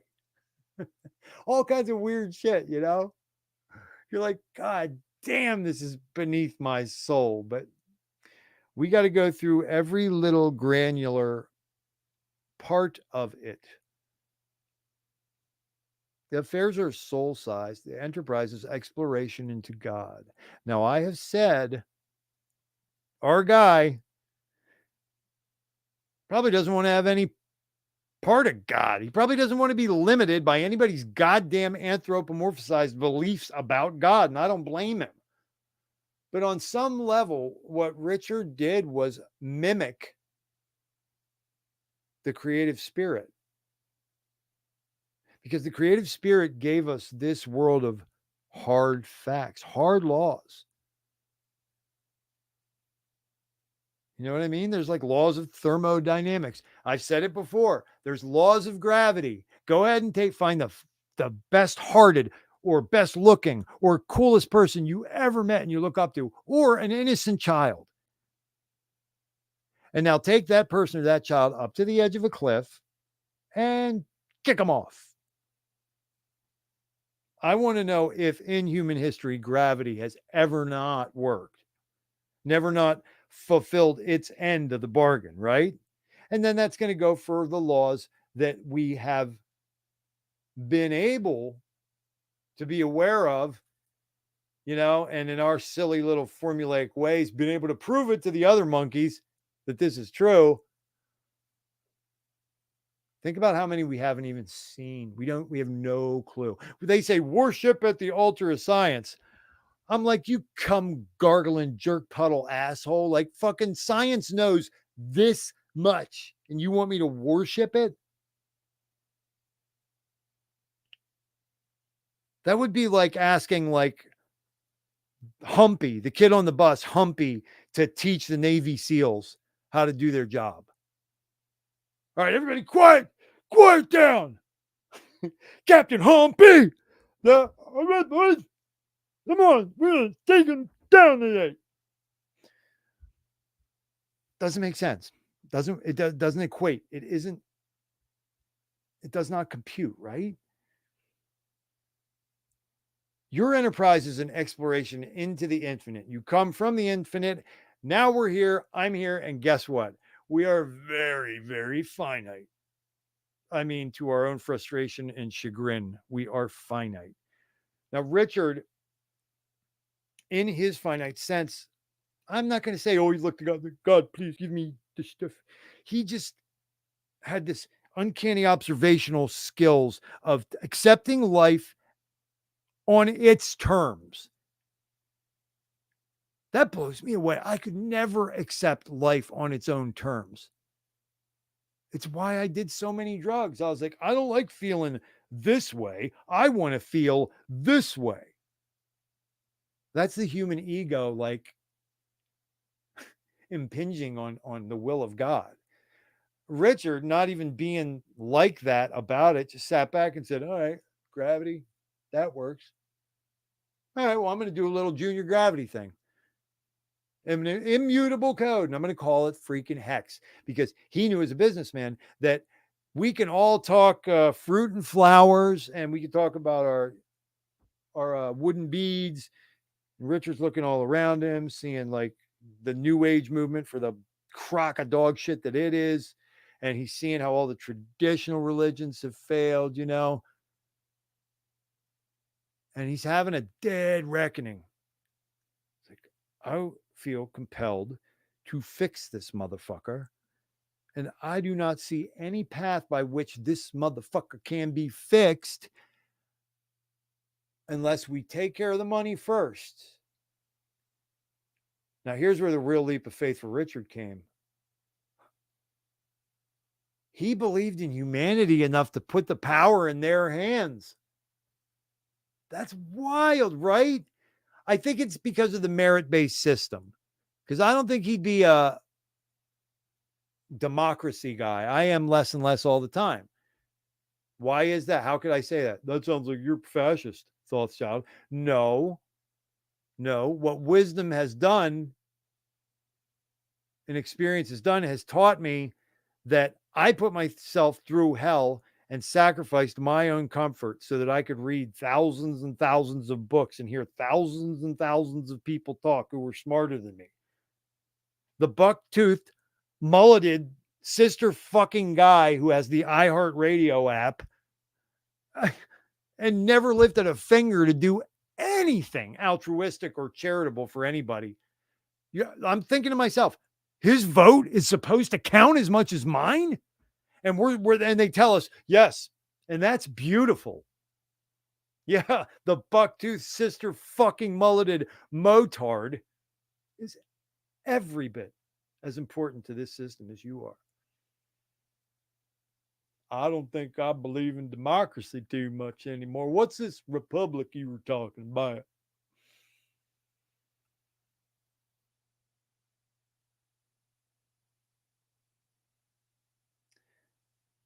The field of potentials. I referred to fecundity earlier.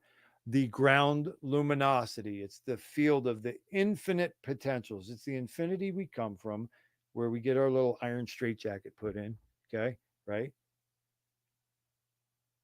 That's been kind of unleashed in the ice flow, the frozen misery, the centuries breaking, cracking, beginning to move up there in the earlier stanzas, right? Like the whole shit's moving. And oh my God, guess what? Like the field of potentials has been now like broken forth and just splattered all over the reality matrix as we know it. Now, if you're like me, you hear that and you're like, ooh, that could have a really nice upside and a really horrific downside. And you'd be correct, right? So that's why Fry asks, not what, but rather, where are you making for? As my street brothers would be, what you about, nigga? What are you doing? What are you doing? What are you doing up in this motherfucker? Just talking a bunch of shit and complaining? Or are you painting, drawing, writing, educating people about this specialty or that specialty or this craft or this trade? Are you helping people to understand the law or finances? Are we working together? Are we coming together as communities? Are we enjoying drop dead handsome content creators? Whatever it takes, guys, and don't ever put yourself down, because I'm here to tell you there is a Tao Te Ching, there is a Tao of fucking municipal garbage men I am not playing. Every insipid, banal, boring thing that can be done on this earth can be done with a spirit that just envelopes the person. And we all know when we're near that motherfucker, don't we? And it's not just a hot girl, it's any spirit who walks into the room. And you're like, Mr. Frazier, every time he come around here, he lights up the room. What is matter? You guys all have done some kind of quantum mechanics and physics, right? Like, we're just slowed down light. That's why we're all dense and shit, right? So when Mr. Frazier comes into the room and he lights up the room, I would contend that he's, you know what I mean, a little faster than the other people in his environment. And that's why it's noticeable to them. It's a feature they remember from the before. And they're like magnets, resonant bodies, or moths, even. Almost done. So where are you making for? Like Nas said, the choice is yours. The choice is yours. If you want to be a pig fucking, evil genius bastard asshole, if you want to, kill people for money all over Earth, and then work for some kind of corporation or government agency to infiltrate something that they're worried is good and pure, and you're going to put on a face that says, I'm noble and good and you can trust me. But when you take apart that facade one by one and you talk to this guy who got treated this way, and this guy who knows this fact, and this one who has maybe some really scary proof that this personality is not what they appear to be. They're not here to see Hexicans succeed or Richard Hart to be recognized for the good that he's done. That is not in the gas tank. And I'm not even demonizing like people. They know not what they do, right? The guy most committed to doing the dirty deeds for the bad guys, somewhere in his consciousness, right? He thinks he's right. He thinks he's doing the good work. Some shit. So we got to think about what we're making for. Now, if you're a Hexican, guess what? It's like half the battle, guys. Can't change the world until you change the money. And now you are an active participant and you're feeling things like you never felt before. I've been looking for this, all the things I was looking for this community my whole life and I didn't even know it. Or when I went to the gathering, I felt like these were my brothers and sisters. Or it was like hugging an old family member. Or, now I'd never seen that motherfucker before, but he was familiar to me. You think that's just common cause? I mean, that would have to be some concise, powerful, funneled, focused, common cause. Would it not have to be? That's scientific materialism, by the way. The religion of that. They just, you're overthinking it. Everything in the universe is an accident. There's nothing special about you. Well, from one angle, I agree. I wouldn't expect gravity, for example, to, give me a Jubilee day off gravity. But I don't know. You sound kind of sad, dude. Like you're looking for lowest common denominator. Like you don't want me to be proud of myself or hold my head up. You don't want me to believe in myself or believe in the potential of the human race. You always speak of these things as if we should be thinking about life the way you do. You think about life that way. Why? Because you're hurt. You're hurting. ISIS, the exploding boy, huh? Right? Ending. Christopher Fry's masterwork, A Sleep of Prisoners. We'll go back to that real quick before I leave you guys, which will be soon tonight. What are you making for? It takes so many thousands of years to wake.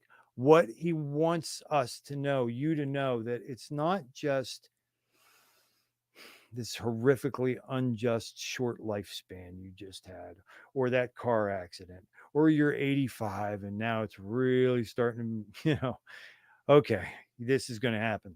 Like, okay, you go through enough of these and you start gathering up like they were gaming pieces. I've got the life of from beginning to end of Balliet Brand. I've got the life from beginning to end with every detail, every victory, every pain of Wales Only and Thothschild. And there's Kinetics, there's all these other great people. I got Terrafin and Stones and Finn and there's Yeti Ogafar. What a good guy that one is. But man, yeah, we're gonna just have to keep trying to fuck him up because he's just too damn good. It's not just that. It's not the guy who dies at 20 in the car accident or the 85-year-old woman in the home. We're part of this continuum. The Buddhists would say, when you're doing your practice, imagine that each step that you take is literally on the skulls of all your relatives and ancestors that came before you. That's a fucking image, dude. And it's like almost even literally true, is it not? Because if you go farther back out than just like great, they turned to dust and were reassimilated back into the field. And they now constitute the ground that I walk on. What? That's what the Buddhists would say about it. Pretty fucking nuts. So you're part of this continuum. It's not just the isolated lifespan. And then he makes a little joke at the end. He isn't even going to take it any higher. He's already taken us all the way there. So at the end, he's pulling off a triple word score. No, a triple rhyme here. He says the enterprise is exploration into God. Where are you making for? It takes so many thousand years to wake. But will you wake for pity's sake? It's like a little dance that Fry does there at the end.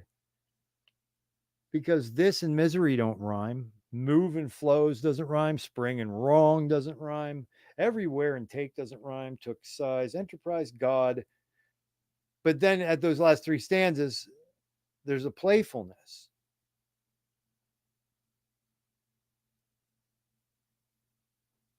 Check yourselves.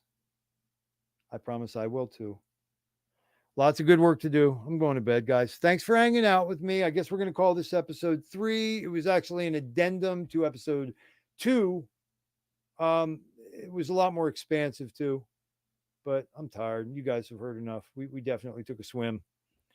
Stones Interiors says, they drew first blood, not me. John Rambo. Oh man, Ninja Chopstick, thanks for coming in and saying hello. Oh my God. Tomo Beast. Is that you, Colonel? You guys. Oh my God. Stones, I'm glad you oh wow. You don't even give a fuck. I love it. I'm with you. I'm not even going to say anything out loud. I just want everybody.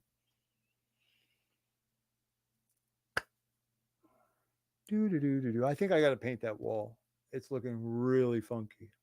Did I just bump something? What the fuck? I don't care what Stones has to say, right? Hey, Dingo Wolf. Hope you guys saw that.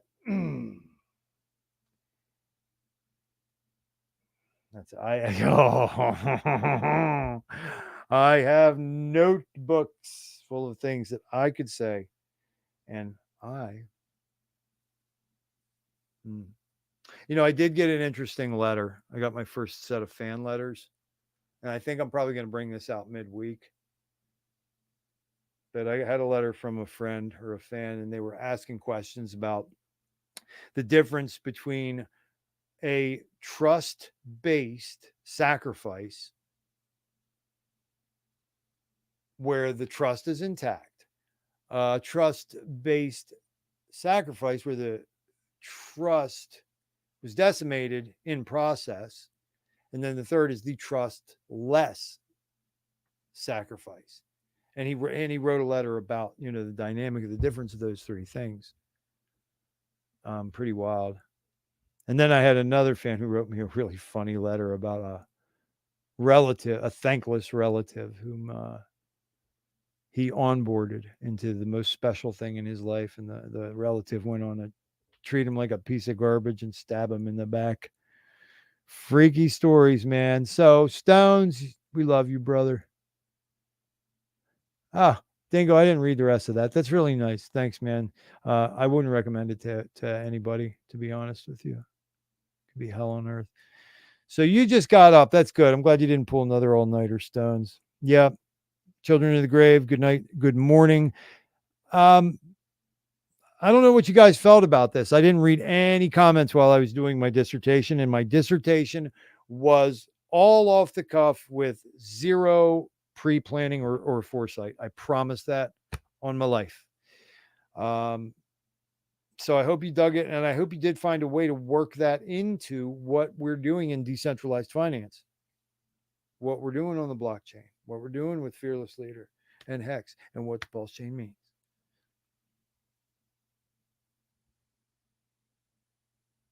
Goddamn. Goddamn. All right, friends.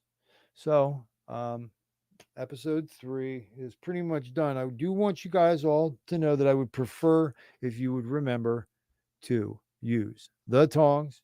Remember that the cake is all layerish, but the player is all Himalaya-ish. What? Speaking of what, how about I leave you guys with this one? You want me to pop off? You want me to pop off like I did back in the day? Little cracker in those ciphers. You should have seen the ciphers that I was in.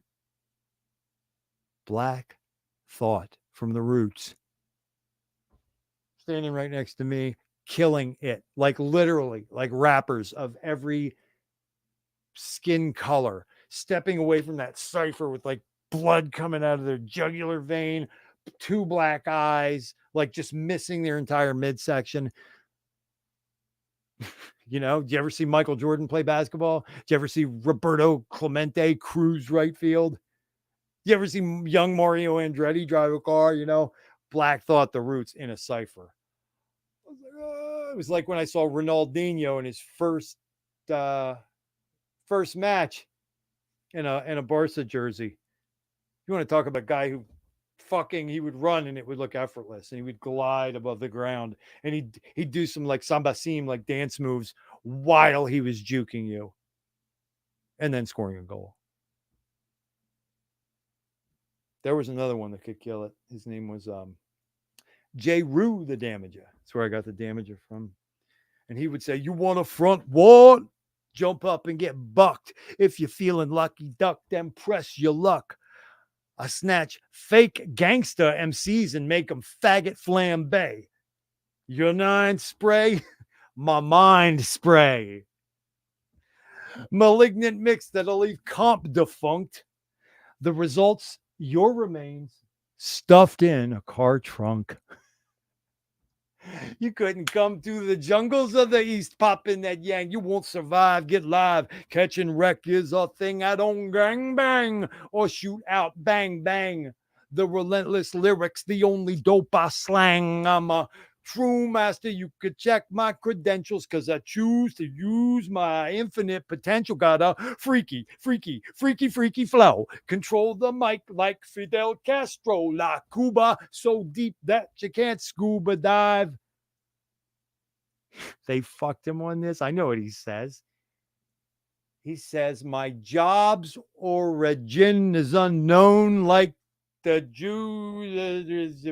They when they do it in the mainstream lyric things, they make him say something like about candy, or he's like, my jibe's origin is unknown like the Jubas. What's the Jubas? Never was able to find it. I love everybody, so don't even go there with that. It's more of a macro sentiment. He would go on then to say, he'd accumulated honeys all across the map because he'd rather bust a nut than bust a cap in your back. And in fact, the rap snaps your sapperiliac on the Mac, so I don't need a totem-ack. My attack is purely mental, and its nature's not hate. It's meant to wake you up out of your brainwashed state, stagnate nonsense. But if you persist, you get your snot box buster crest up on this. I flip, hose dip, none of the real skip. You don't know enough math to count the mics that I've ripped. Get out my face, foes. And my numbers better be right, or everybody will know. You don't know enough math to count the mics that I've ripped. You don't know enough math to count the mics Stones has ripped. You don't know enough math to count the mics Gafar has ripped. You don't know enough math to fucking count the mics that Wales has ripped. So peep the dirty, rotten scamps as the verbal weapons speak. Peace out, HEXICO. I love you guys. Be good. Oh my God, I'm tired.